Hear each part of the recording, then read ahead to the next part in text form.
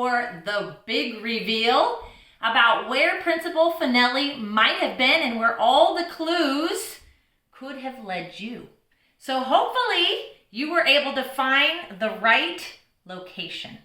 And that location, if you want to look down here on our map, as I had shared, was in the continent of Europe, in the country of the Netherlands, right here in that tiny little pink spot. It is right next to Germany and right above an even smaller country, Belgium. So great job for putting together all the facts. And we are going to move next into our week 4 clues. So follow me there. All right. So we are going to begin our 4th week of Where in the World is Principal Fanelli?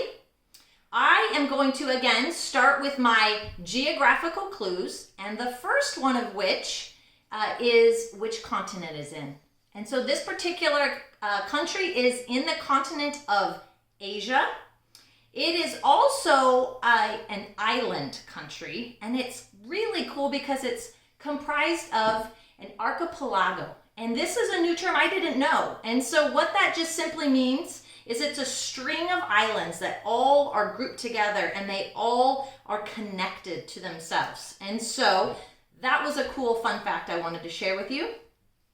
The other fun facts that I want to share in this geographical clue group is that it is one region that has or is known for the most predominant hot springs or onsens.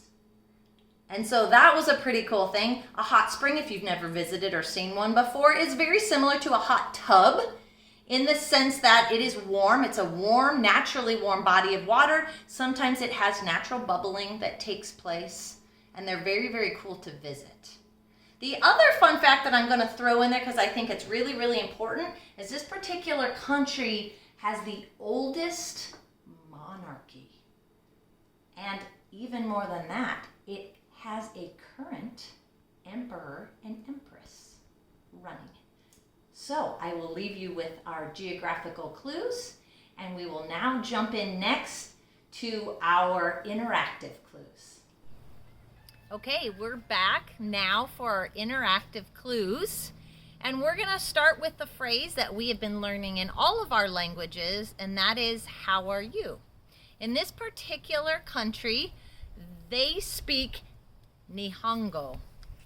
Now, I could tell you the name that we might be really familiar, but it would give away where we're at. So this is, in this particular language, this is the word they use for their language.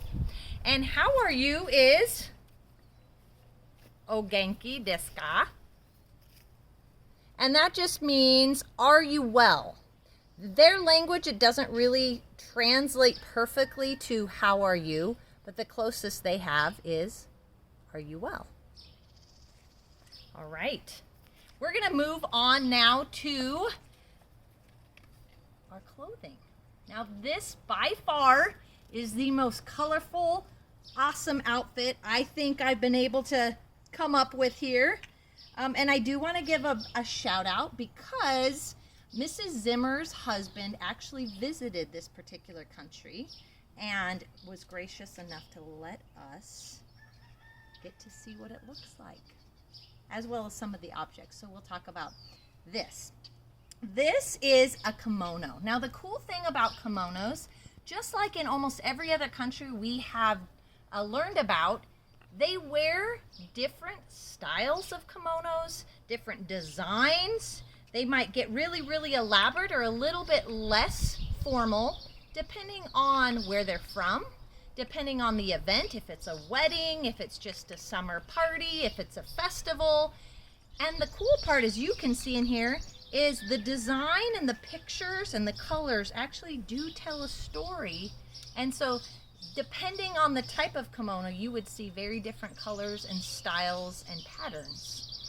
There is another type of style of clothing that will go over a kimono, and that is a hakama.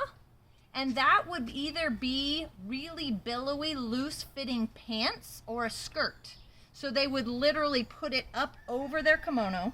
You would see the upper portion, and then they would have pants or a long skirt. And often you would do that if you were in a dance or a play or going to a formal activity. You would put those on. And then something a little bit more similar to what this is a yukata. A yukata is more like a summery, cooler, more casual version of a kimono. You would probably see brighter colors like this, lots of flowers, very airy. You can see the arms. Aren't they cool? They're loose through here, so air flows. Very silky.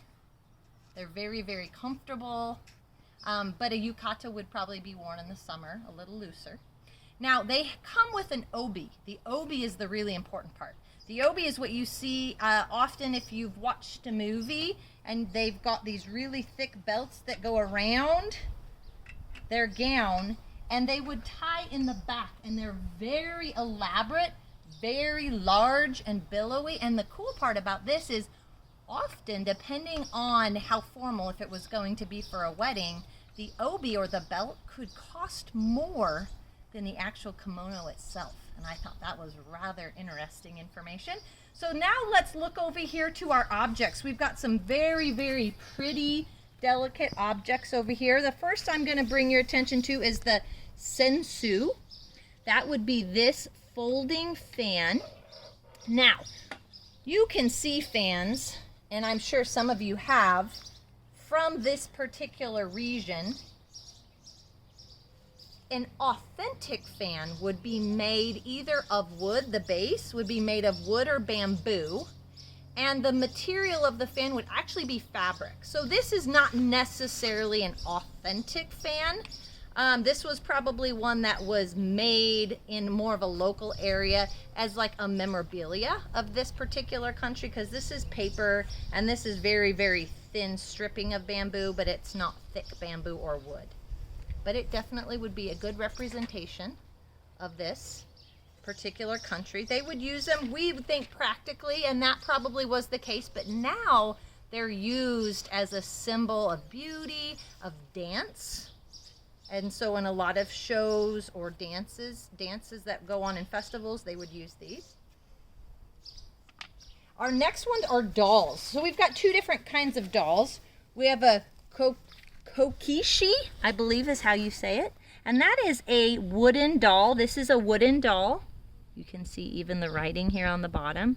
These are typically, would be typically more of your dolls for kids or children. They can be collectibles, but they also could have been played with. And then our next one is a hakata. A hakata, that's a clay doll. These definitely are collectibles. And they would be made of clay or ceramic. And they would come in a bunch of different designs. So they might have this particular lady, as you can see, she's posing in a different position. But they might have one that's dancing. They might have them in different styles of dress and things like that. So you could collect them. And then the last, I've got a little volunteer here who's going to demonstrate how to use it for us. Therein, he is holding a kendama. Now, kendama is really interesting because in the 1700s, this particular toy or style of toy was brought to this region, and it was an instant hit. Nowadays, it's probably pretty easy to even find this style of toy here locally. As you can see, my son actually owns it already. But this is native or very, very common to be found in this particular country for kids to play with. So why don't you go ahead and demonstrate to us how it works. It's a ball on a string. A kendama, that's basically what that means. It's a toy with a ball on a string. And he's going to demonstrate for us. There's a few ways you can actually do the kendama. So there's one way you can throw it up and catch it, or you can move it over and catch it. And you always have to try to, there's two ways you can play with it. You can get it onto these things, the little circles in it, or you can try to get the bottom, which clicks on here, and try to catch it on there. pretty hard to do. It's definitely a challenge. Oh, so close. Let's give it a hand for there, and thanks for demonstrating for us. All right, so I'm going to have you come on in here now for the food. Through here. I have brought to represent two very common types of foods you might find in this particular area or region. The first is a ramen.